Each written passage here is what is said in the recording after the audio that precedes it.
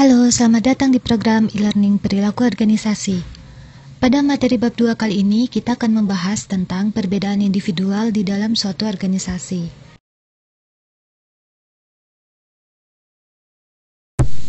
Di materi perbedaan individual dalam organisasi, kita akan mempelajari bahwa karakter individual antara lain usia, jenis kelamin, ras, etnis, dan kemampuan setiap orang dapat mempengaruhi kinerja karyawan.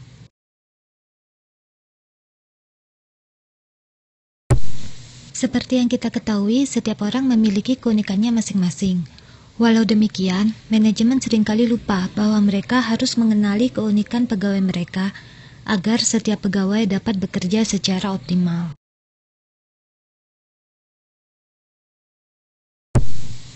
Oleh karena itu, pentingnya memahami manajemen perbedaan individual atau yang biasa disebut dengan diversity management akan membantu perusahaan dalam memperoleh akses untuk mengenali ide, kemampuan, dan bakat-bakat yang dimiliki oleh pegawai. Atau secara singkatnya, kita dapat mencari orang yang tepat untuk posisi yang tepat pula. Selain itu, manajer juga perlu memahami bahwa perbedaan individual dapat berpotensi memicu timbulnya miskomunikasi, salah paham, dan apabila tidak ditangani dengan benar, hal ini dapat memicu munculnya konflik.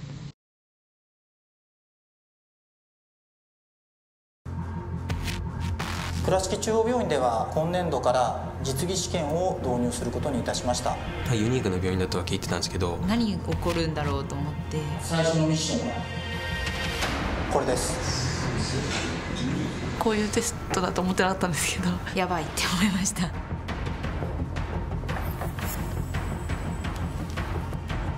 卓上のライトをつけてください。始めてください。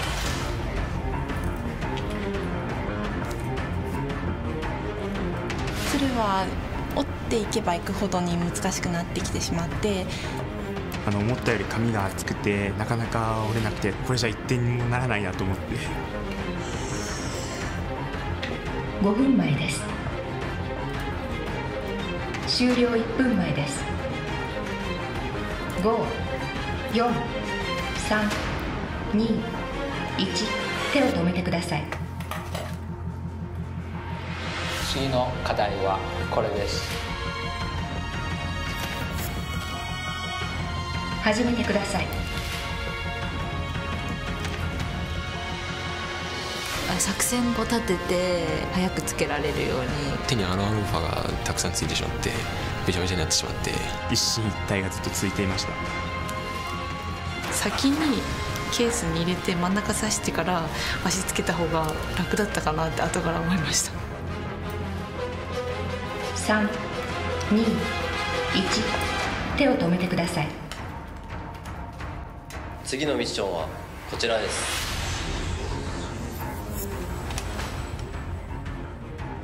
始めてください。メスとピンセットになるとこういう風に難しいんだなっていうのも感じました。ノリが難しかったです。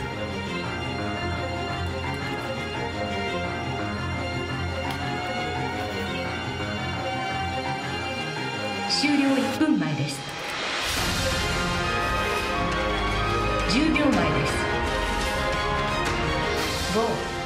5、4、3、2、1、手を止めてください。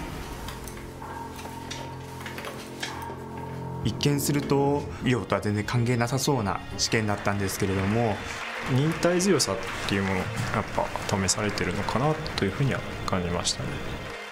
小児系の仕事に就くのが夢だったので、子どもたちを助けられるお医者さんになりたいと思います。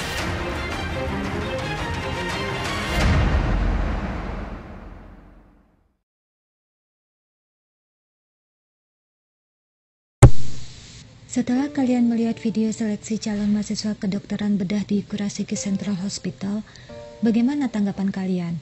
Perlukah ada suatu tes fisik, tes psikologi, dan juga tes akademik dalam seleksi pegawai?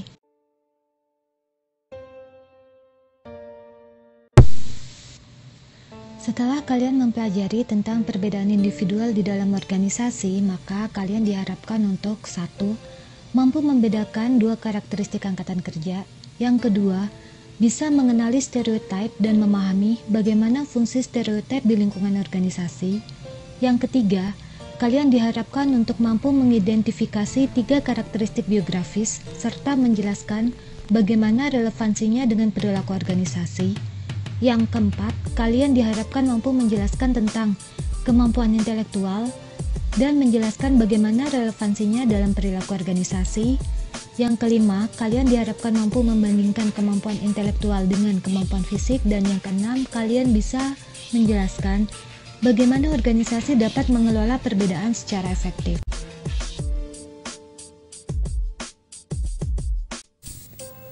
Perbedaan karakteristik angkatan kerja terdiri atas 2 level, yaitu yang pertama surface level diversity dan yang kedua adalah deep level diversity. Pada umumnya, perbedaan demografis mencerminkan surface level diversity. Hal ini seringkali menyebabkan pegawai memperoleh perlakuan berdasarkan stereotip dan asumsi terkait dengan karakteristik demografis yang mereka miliki. Contohnya, dari mana mereka berasal dan dari universitas mana mereka menempuh pendidikan sebelumnya. Hal ini dapat kita lihat pada beberapa proses seleksi pegawai. Terkadang ada beberapa pihak perusahaan yang memilih calon pegawainya hanya berdasarkan dari universitas mana mereka menempuh pendidikan. Level yang kedua adalah deep level diversity. Kepribadian dan nilai yang dimiliki oleh para pegawai merupakan deep level diversity. Setelah para pegawai saling mengenal satu sama lain, perbedaan demografis bukan lagi menjadi hal yang penting, melainkan kepribadian dan nilai. Perilaku kerja dapat dipengaruhi oleh perbedaan individual antara lain karena faktor 1. Biographical karakteristik, contohnya adalah usia, jenis kelamin, gender, etnik, ras, dan juga physical attribute.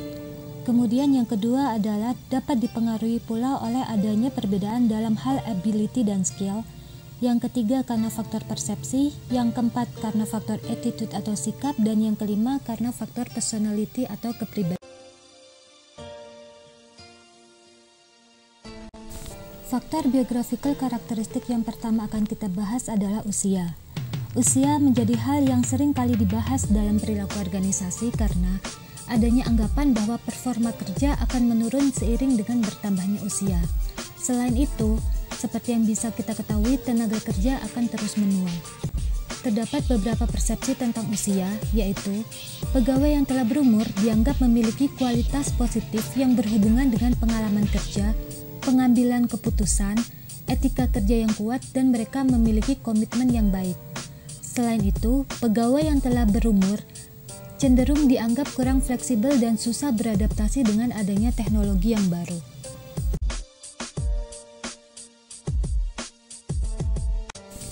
Hubungan usia dengan turnover atau perputaran pegawai adalah semakin bertambahnya usia, maka tingkat turnover akan semakin rendah. Hal ini disebabkan karena semakin bertambahnya usia karyawan, maka semakin sedikit kesempatan alternatif pekerjaan bagi mereka. Karyawan yang lebih berumur biasanya akan semakin kecil kemungkinannya untuk berhenti, karena masa kerja yang lebih panjang atau lama biasanya akan memberikan tingkat upah yang lebih tinggi, liburan yang lebih panjang, serta tunjangan pensiun yang lebih menarik.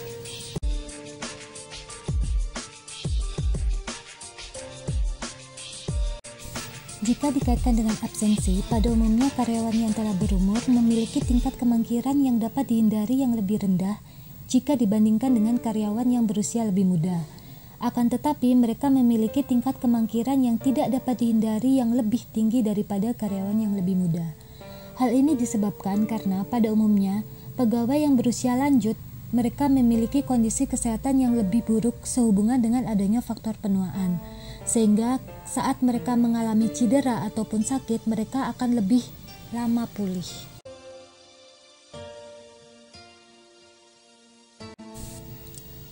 Jika dikaitkan dengan faktor produktivitas, maka pegawai yang berusia lanjut produktivitasnya akan cenderung semakin menurun. Hal ini disebabkan karena keterampilan seorang individu, terutama kecepatan, kecekatan, kekuatan, dan koordinasi mereka mulai menurun seiring dengan berjalannya waktu. Selain itu, hal ini juga disebabkan karena faktor kebosanan terhadap pekerjaan yang berlarut-larut serta kurangnya rangsangan intelektual.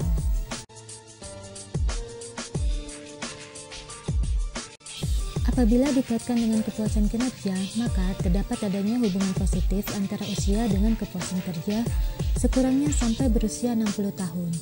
Berdasarkan hasil penelitian yang dilakukan pada karyawan profesional dan non-profesional, grafik kepuasan kerja yang dihasilkan berbentuk U. Kepuasan akan cenderung terus meningkat pada para pegawai profesional seiring dengan bertambahnya usia mereka. Sedangkan pada tenaga kerja yang non-profesional, kepuasan kerja akan menurun selama mereka berusia setengah baya, kemudian kepuasan tersebut akan meningkat lagi pada tahun-tahun berikutnya.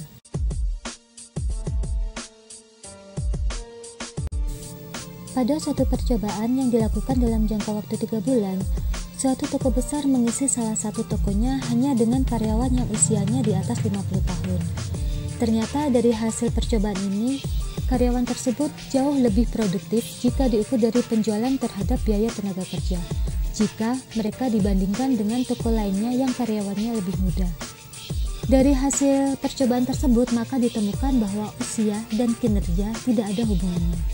Selain itu, tuntutan dari kebanyakan pekerjaan, bahkan untuk pekerjaan dengan persyaratan kerja fisik yang berat, tidak cukup ekstrim untuk kemerosotan keterampilan fisik apapun yang disebabkan oleh usia. Atau jika ternyata ditemukan adanya suatu kemerosotan produktivitas karena usia, seringkali hal ini diimbangi oleh adanya perolehan poin karena mereka lebih berpengalaman dari pegawai yang lebih muda. Ini kita akan membahas tentang biographical karakteristik yang kedua, yaitu jenis kelamin. Menurut kalian, apabila dibandingkan antara pria dan wanita, siapakah yang lebih baik dalam pekerjaan? Siapakah yang lebih patuh dalam bekerja? Siapa yang peluangnya lebih besar untuk sukses, dan siapa yang lebih sering absen ketika mereka bekerja?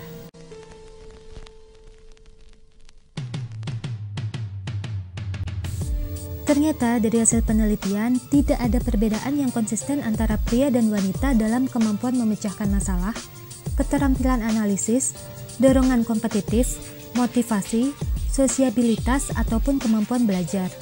Studi psikologi menemukan bahwa wanita lebih bersedia untuk mematuhi wewenang dan pria lebih agresif dan lebih besar kemungkinannya dalam memiliki ekspektasi untuk sukses.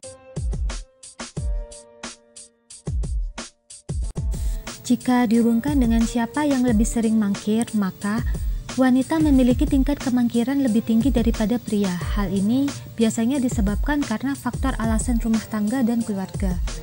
Jadi dapat disimpulkan bahwa tidak ada perbedaan yang berarti dalam hal produktivitas pekerjaan antara pria dan wanita, serta tidak ada bukti yang menunjukkan bahwa jenis kelamin karyawan akan mempengaruhi kepuasan kerja.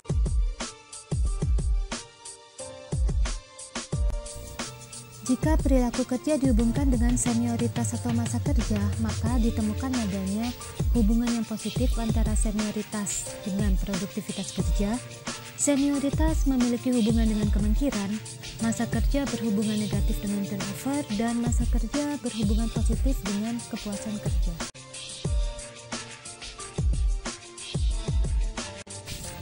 Jika dilihat dari status pernikahan, menurut kalian siapakah yang lebih baik dalam pekerjaan? Apakah seseorang yang sudah menikah atau yang belum menikah? Kemudian siapakah yang lebih patuh dalam bekerja? Siapa yang peluangnya lebih besar untuk sukses dan siapa yang lebih sering absen dalam bekerja?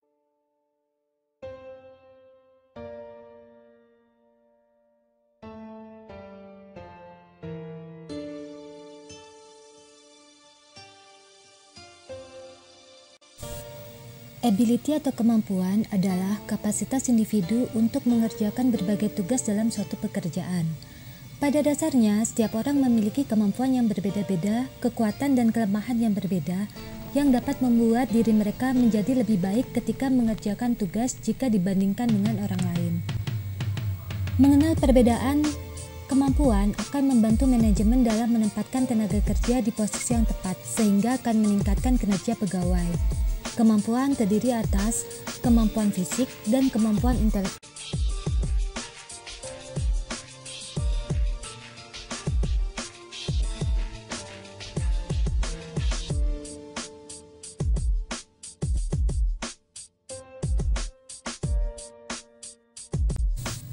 Kemampuan intelektual adalah kemampuan yang diperlukan untuk melakukan kegiatan mental. Contohnya adalah berpikir, menyelesaikan masalah, serta pengambilan keputusan.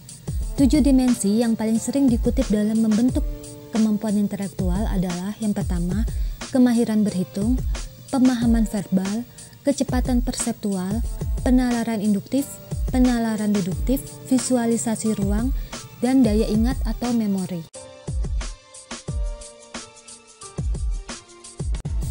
Sementara kemampuan fisik adalah kemampuan yang diperlukan untuk melakukan kegiatan yang menuntut stamina, kecekatan, kekuatan, serta keterampilan fisik.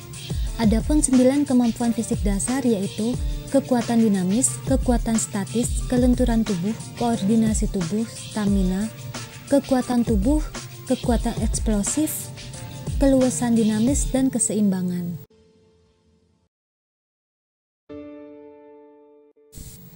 Penerapan manajemen diversity di perusahaan akan membuat setiap orang menjadi lebih memahami dan lebih sensitif akan kebutuhan setiap orang yang berbeda-beda. Selain itu, salah satu cara agar perusahaan memiliki tenaga kerja yang berbeda-beda adalah dengan cara melakukan seleksi pegawai. Di sini, pihak manajer harus memastikan bahwa proses seleksi yang mereka lakukan bebas nilai dan bersifat objektif dalam menilai para kandidatnya.